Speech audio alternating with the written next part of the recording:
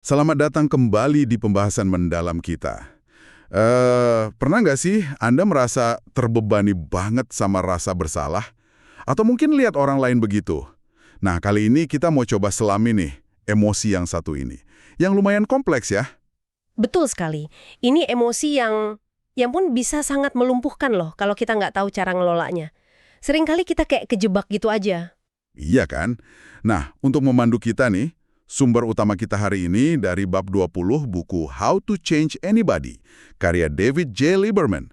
Judulnya juga to the point banget, Help Anyone to Feel Less Guilty About Anything. Atau kalau di kita, membantu siapa saja merasa tidak terlalu bersalah tentang apapun.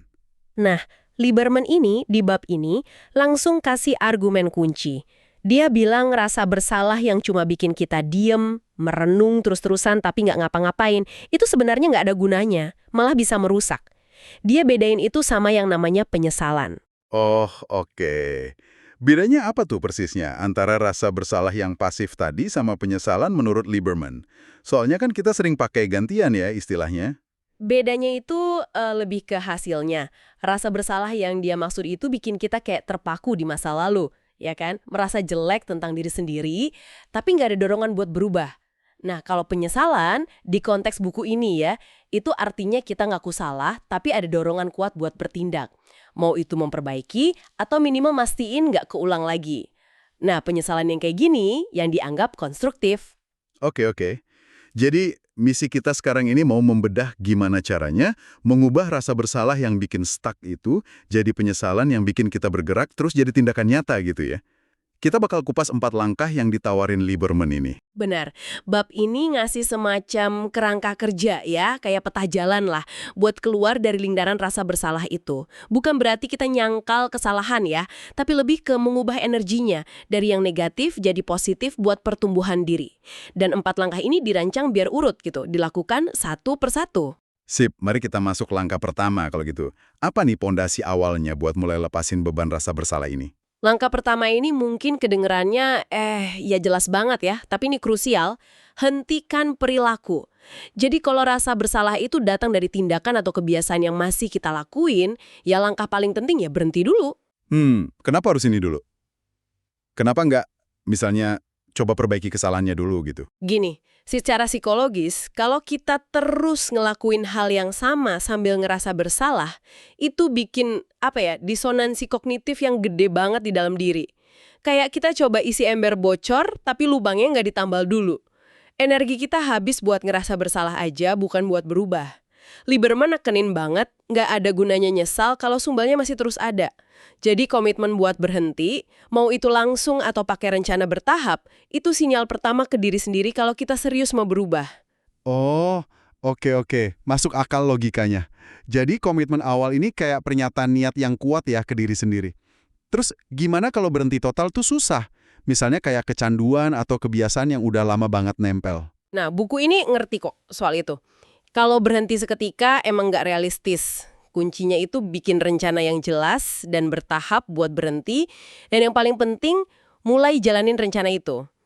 Mungkin ya butuh bantuan profesional atau ikut kelompok dukungan kayak AE kalau masalahnya alkohol misalnya. Komitmen sama proses berhentinya itu sendiri udah langkah maju yang penting banget. Nah, jadi langkah satu, putus dulu sumber masalahnya. Nah, setelah komitmen buat berhenti ini dibuat dan dijalani, langkah kedua apa nih? Langkah kedua adalah coba perbaiki kesalahan atau make amends. Ini intinya tentang ambil tanggung jawab atas dampak perbuatan kita. Terutama ya kalau itu merugikan orang lain. Nah, ini dia nih. Biasanya ini bagian yang paling berat secara emosi kan. Harus ngadepin konsekuensi, ngadepin orang yang mungkin kita sakiti. Bentuk konkretnya memperbaiki kesalahan ini gimana? Bentuknya bisa macam-macam sih. Kalau memang memungkinkan dan situasinya pas, ya ini termasuk minta maaf. Tapi minta maafnya yang tulus dan spesifik. Bukan sekedar, ya maaf ya gitu. Tapi beneran ngakuin salahnya apa. Saya minta maaf karena udah melakukan X. Dan saya sadar itu bikin Anda Y. Terus nunjukin kita paham dampaknya ke dia. Lieberman sih nyebatin ada teknik spesifik di bab lain. Tapi intinya ya akuntabilitas itu. Terus gimana kalau katakanlah perbaikan langsung itu nggak mungkin? Mungkin orangnya udah nggak ada atau kerugiannya itu nggak kelihatan, nggak material, jadi susah diperbaiki. Nah, ini poin yang menarik banget dari bab ini. Kalau perbaikan langsung nggak bisa, atau kalau rasa bersalahnya itu soal tindakan yang nggak langsung nyakitin orang lain, tapi tetap aja bikin kita ngerasa bersalah, Lieberman nyaranin langkah yang agak unik nih, yaitu mengucapkan penyesalan itu dengan lantang. Hah, diucapin keras-keras gitu? Sendirian aja atau gimana? Kenapa disuruh gitu? Apa dasarnya? Bisa sendirian, bisa juga ke orang yang kita percaya banget. Kekuatan utamanya itu ada di proses ngomongnya itu sendiri. Waktu kita artikulasiin penyesalan itu pakai suara, rasanya jadi lebih nyata, lebih resmi gitu daripada cuma dipikirin. Kayak kita bikin kontrak verbal sama diri sendiri buat berubah. Tindakan fisik, ngomong, itu nguatin komitmen mental kita. Ini bantu banget buat proses emosinya dan biar nggak cuma jadi pikiran yang muter-muter di kepala. Oh, jadi kayak cara buat meresmikan penyesalan itu ya, dipindahin dari cuma di dalam ke tindakan luar, walau baru sebatas ngomong. Oke. Nah, setelah berhenti dan coba perbaiki atau minimal menyuarakan penyesalan, kita kan perlu mastiin ini nggak keulang lagi. Ini masuk ke langkah ketiga berarti. Tepat sekali. Langkah ketiga itu kokohkan di dunia nyata atau solidify in the real world. Langkah ini fokusnya ke pencegahan. Gimana caranya kita bangun sistem atau struktur biar nggak balik lagi ke perilaku lama. Jadi ini kayak bangun benteng pertahanan gitu ya, biar nggak jatuh ke lubang yang sama lagi. Contohnya gimana tuh tindakan konkret buat mengokohkan perubahan ini? Nah, ini sangat tergantung sama kesalahan awalnya apa ya. Kalau misalnya terkait manajemen waktu yang kacau, ya mungkin perlu bikin sistem kalender atau pengingat yang lebih ketat. Kalau soal gampang marah, mungkin perlu ikut kelas manajemen emosi atau belajar teknik nenangin diri. Kalau soal kebiasaan belanja nggak terkontrol, mungkin perlu bikin anggaran yang ketat banget atau ya batasi akses ke kartu kredit. Intinya adalah kita bikin perubahan di lingkungan kita atau sistem kita yang bikin kita lebih susah untuk ngulangin kesalahan itu. Oh, jadi secara sadar kita desain ulang lingkungan atau rutinitas kita buat dukung diri yang baru ini ya? Nggak cuma ngandelin niat aja. Persis. Ini jadi bukti nyata kalau kita serius mau berubah. Baik buat diri sendiri maupun kalau relevan ya, buat orang lain juga. Ini nguatin identitas baru kita sebagai orang yang udah belajar dan berubah. Bukan cuma orang yang nyesal tapi nggak ngapa-ngapain buat mencegahnya lagi. Ini bangun fondasi yang lebih kuat buat ke depan. Iya ya. Saya bisa bayangin gimana langkah ini bisa ngasih rasa kontrol dan pede yang lebih besar. Nah, setelah bangun pagar ini, langkah terakhir apa? Langkah keempat dalam kerangka Lieberman ini. Langkah keempat, dan ini menurut saya yang paling potensial mengubah hidup sih, adalah menjadikannya batu loncatan kebaikan atau stepping stone for good. Ini soal transformasi akhir. Mengubah pengalaman negatif jadi sumber energi positif buat masa depan. Wow, mengubah pengalaman buruk jadi motivasi berbuat baik. Gimana tuh mekanismenya menurut Lieberman? Idenya gini, kita salurkan sisa energi dari penyesalan tadi, yang sekarang udah jadi konstruktif kan, ke tindakan positif yang berguna buat orang lain. Kalau bisa, tindakan baiknya ini ada hubungannya secara tema sama kesalahan awal kita. Ini kayak bikin semacam kesindangan gitu, entah secara kosmik atau psikologis. Bisa kasih contoh hubungan tema itu gimana?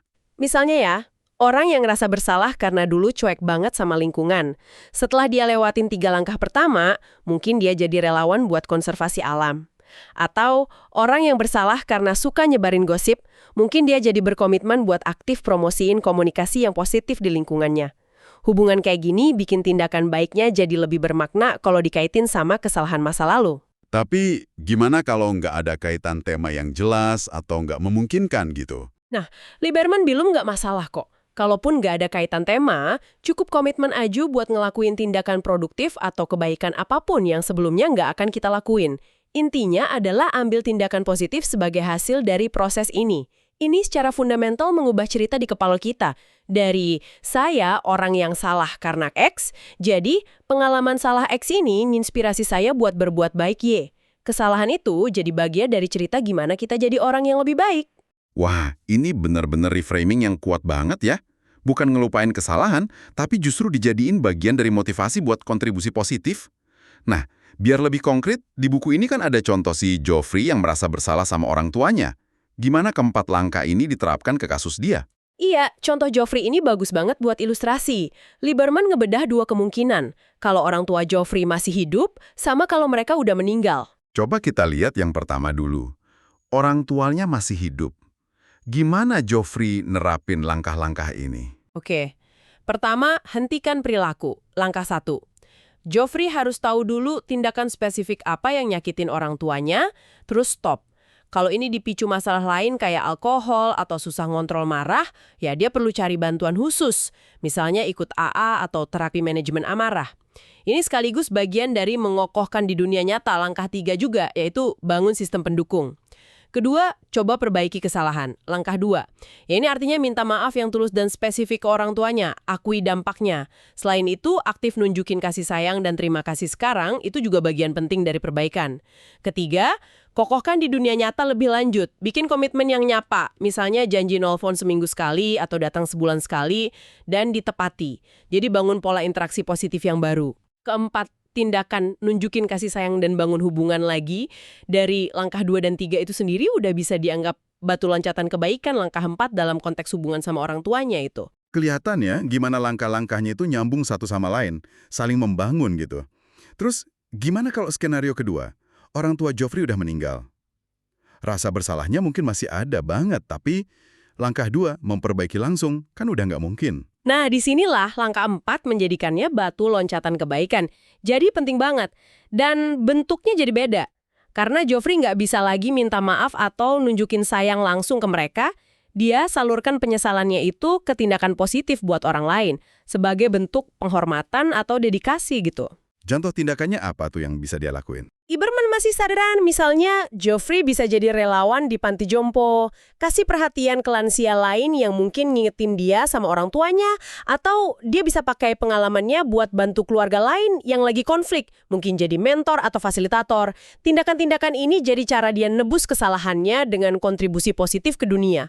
Ini nunjukin kalau proses transformasi ini tetap bisa jalan meskipun rekonsiliasi langsung nggak mungkin lagi. Contoh Joffrey ini benar-benar bikin jelas ya kalau kerangka kerja ini fleksibel dan bisa diterapin bahkan di situasi yang sulit banget. Ini kayaknya bawa kita ke kesimpulan ya, bahwa ya salah itu manusiawi, tapi yang lebih nentuin kita itu ya gimana kita respons kesalahan itu. Cepat sekali. Pesan utama dari bab ini tuh bukan soal kita harus sempurna atau nggak boleh salah sama sekali, tapi lebih ke punya alat buat ngadepin kesalahan pas itu terjadi, diproses dengan sehat, terus dijadikan katalis buat jadi versi diri yang lebih baik. Proses transformasi dari rasa bersalah yang bikin lumpuh jadi tindakan positif, itu yang ditekankan sama Lieberman. Oke, jadi kalau dirangkum singkat nih, ada 4 langkah kunci dari bab 20 buku How to Change Anybody buat ubah rasa bersalah. Pertama, stop perilakunya. Kedua, coba perbaiki atau minimal akui penyesalannya secara lisan. Ketiga, kokohkan perubahan itu dengan sistem pendukung di dunia nyata. Dan keempat, jadikan pengalaman itu batu loncatan buat berbuat baik. Tapi tentang nulis ulang cerita soal dampaknya ke diri kita dan tindakan kita ke depan. Nah, ini mungkin ninggalin satu pemikiran buat Anda bawa pulang nih. Gimana kalau setiap kali kita ngerasain sengatan rasa bersalah itu, kita nggak cuma ngeliatnya sebagai sesuatu yang harus dihilangin atau diperbaiki aja.